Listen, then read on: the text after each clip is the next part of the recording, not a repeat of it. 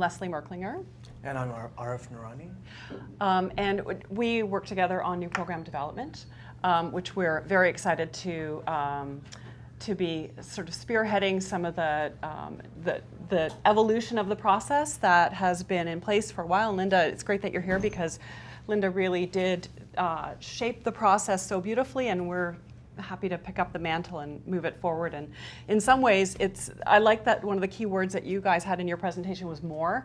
I think that's probably one of the most key words in what we're doing now, which is taking development that was previously focused mostly on creating summer programming and really blowing it out throughout the year. So I think the number one message is that we're going to be, we are starting to take pitches for programming that's not just for summer, but for all year round.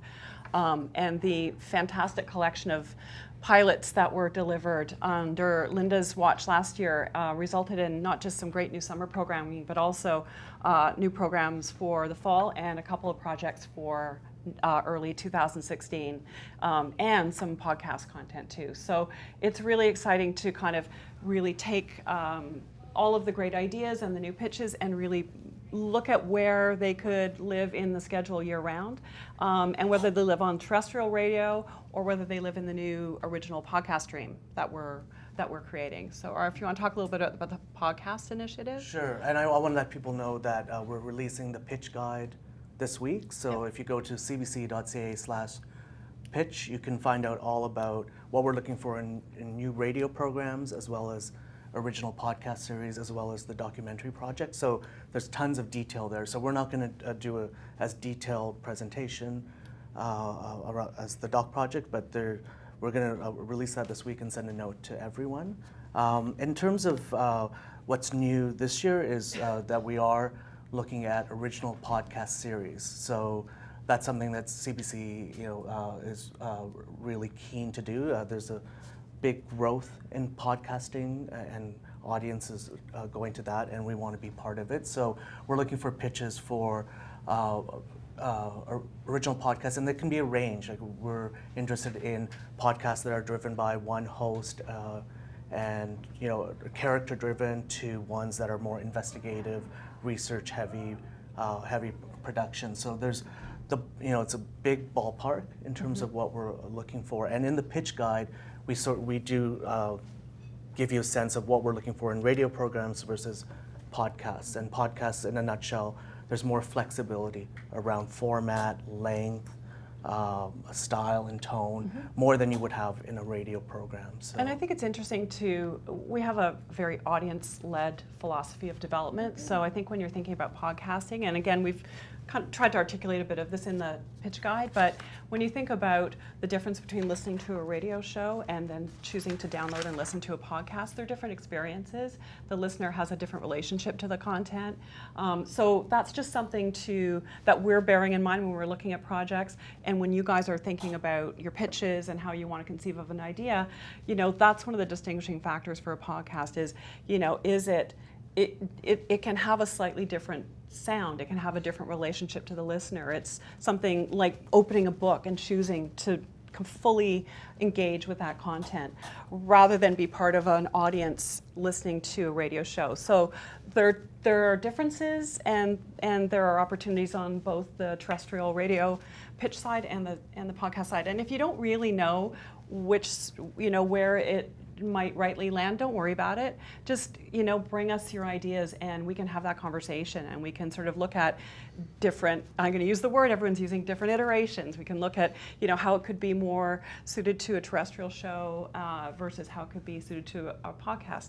And the other thing to remember too is we're thinking of podcast only, podcast first, so we can experiment in the podcast space. We can do, a pilot. We could do 4 episodes. We could vary the lengths, as Arif said, and we can play around with it. And maybe there's the bones of a really great radio show out of that process. We could also do podcast second. We can also look at a radio program that has a podcast iteration that is suited to the medium and suited to the way people are going to listen to that content. So don't worry too much about compartmentalizing it at this stage. We're really happy to work with you on that. It's really about what is the idea and where is it best going to find its audience. and be best suited for success. I would say the other big change with the process now is there isn't a fixed deadline. So in the past, there was a fixed deadline. You submitted your proposal. It went through a committee. Pilots were developed, and then we did a summer run. Now we're accepting pitches throughout the year, and I think Leslie can attest. Every single day there are 2 to 3 people that come in and want to meet and pitch an idea. So we're opening up the process so it's ongoing. So if you have a strong idea, go to the pitch guide, pitch it, and then we'll be having meetings and conversations and development throughout the whole process. And then we draw on different folks for kind of to weigh in. So we work closely with the digital department on the podcast. There's going to be a kind of a program advisory group of folks who we might draw on bring in different skill sets from across Network Talk and the corporation. So it's an ongoing process. The door is always open once you've submitted something, and because we're creating programming throughout the year. And it's also, I'm also very personally open. I know we could be leading ourselves to being inundated, but I'm also very open to just a really quick, what about this idea? Is this something that you might be interested in? So, yeah, we want you to pitch through the process, through the submission process for sure. But if you just have a one idea, or you want to just drop by the office, or you want to send an email and just say, is this something you guys are thinking could be valuable, a good direction to go in, then that's fine too. It's, again, to Arif's point, it's an ongoing process and conversation. It's not like the pitch will be accepted or rejected outright all the time. Often it can be. I mean, that's the nature of it too. We'll be really making a big effort to give you really meaningful feedback so you know if something wasn't going to go forward, why. With the goal of so that next time you guys come back with an idea, it's more in line with what we were hoping to see. And people are always asking, what are you looking for? And so we did identify some buckets, some areas of content that it's on the pitch guide for you guys to take a look at. So if we were trying to look at maybe where there are gaps, maybe where there are opportunities for content that we don't currently have. Where do we want to focus some of the development effort and what kinds of topics, but really look at those buckets as being very broad and open to interpretation. So if you see a category like work, which is one that I've particularly been interested in, don't think of it as, okay, we have to do a show about the workplace. Sure, you could pitch something like that, but really open up your idea of what that means. Is it our relationship to, how we define ourselves through, what we would do for money versus what we don't, or, just be very interpretive of some of those buckets and just use them as loose guidelines or loose areas to guide you in, just because a lot of people have been asking for, rough ideas of the areas of content that we're interested in. Before I forget too, I just wanted to let you know that the lending program that you guys are working on can also potentially apply to some of the new programs as well. So that's a really nice crossover of the efforts from the Doc Project and the opportunity there for some the quick and dirty, or the focused and lean, quick and dirty version.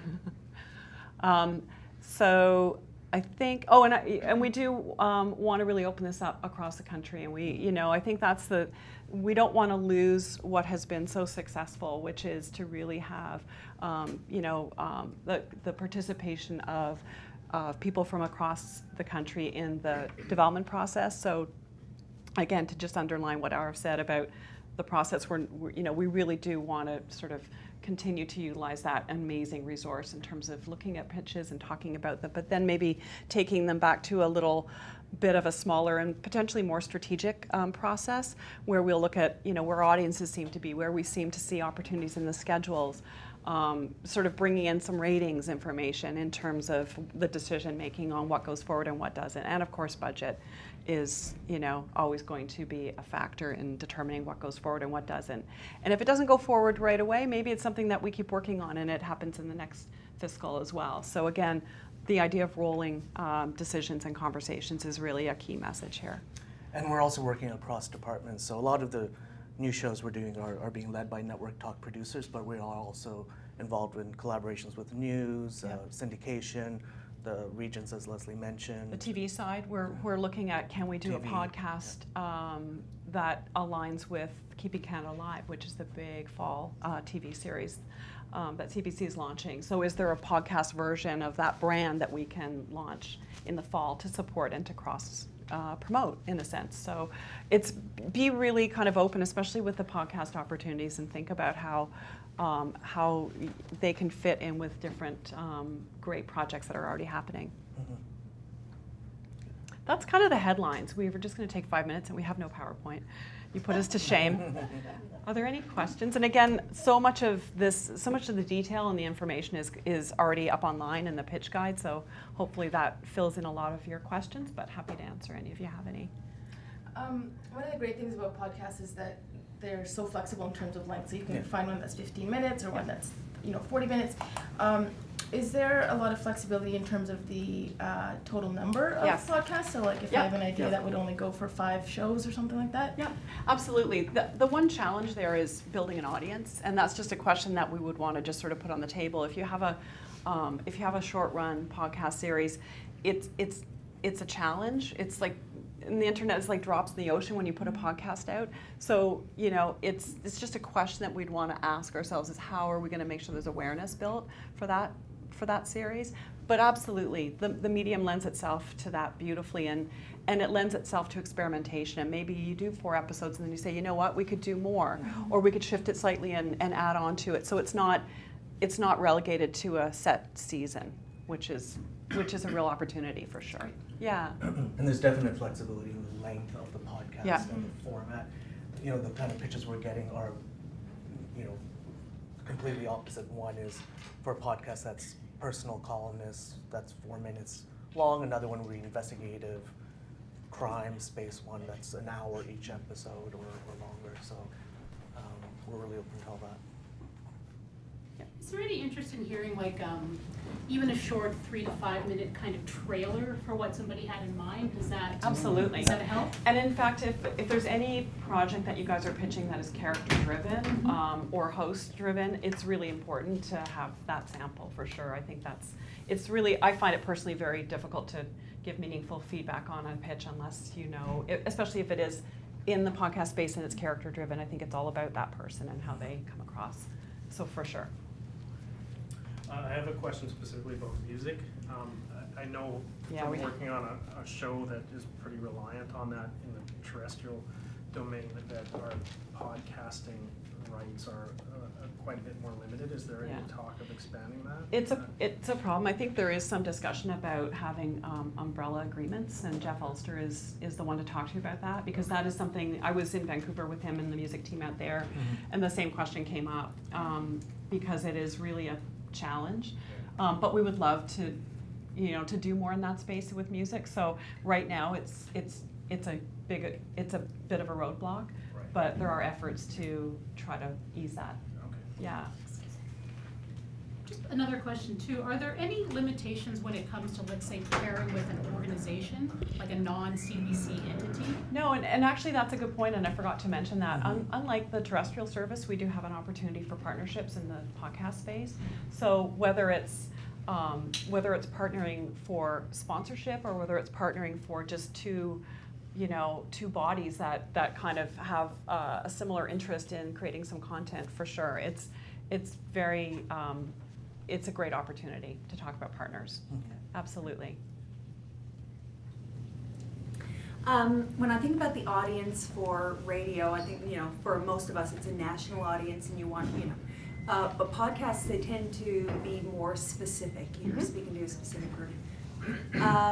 And so I'm just wondering, sometimes you might choose to use a different voice or than to speak to a specific audience rather than a national one. So obviously these are CBC properties that we would be making podcasts, so we would want it to be top notch, of course.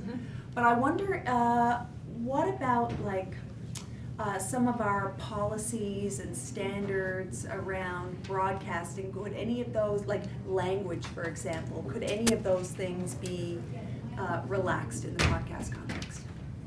I mean, I think it's definitely a place where we are seeing an opportunity for more experimentation and maybe doing something a little bit outside of the boundaries. But I don't think there's a desire to associate the brand with something that's not in line with what CBC stands for and CBC Radio stands for in particular. So while I think it can be there, it can definitely have a bit of a different feel and some different voices. There are absolutely standards that are going to be consistent across the whole service. Right. But I think it would be on a case-by-case basis too. I do think it would be, what exactly are you talking about or referring to? What exactly are, where you want to push the boundaries in the podcast and how do we feel about that? So I don't know whether there's a hard and fast Right. sort of criteria outlined at this moment, but knowing that there's a bit more room for experimentation, but absolutely, they're CBC properties, so it's not like it's going to be, Wild West in that sense. But it's an ongoing discussion for sure. It's an evolution of where we feel comfortable and working with Jeff and working with Cindy and everybody on where we want to be in the podcast arena and how we want to go about it. What are you going to say? Well, I was going to say there is more room, though, to be conversational and have a different sound in that way. In terms of JSP, like journalistic standards and practices, like podcasts do have to align with that, and swearing as well. We probably won't have as much freedom as some of the podcasts that are out there. So it's maybe more of a stylistic sort of difference rather than the standards. Maybe it's more of a pacing or a tone or a sound where it'll feel a little bit different.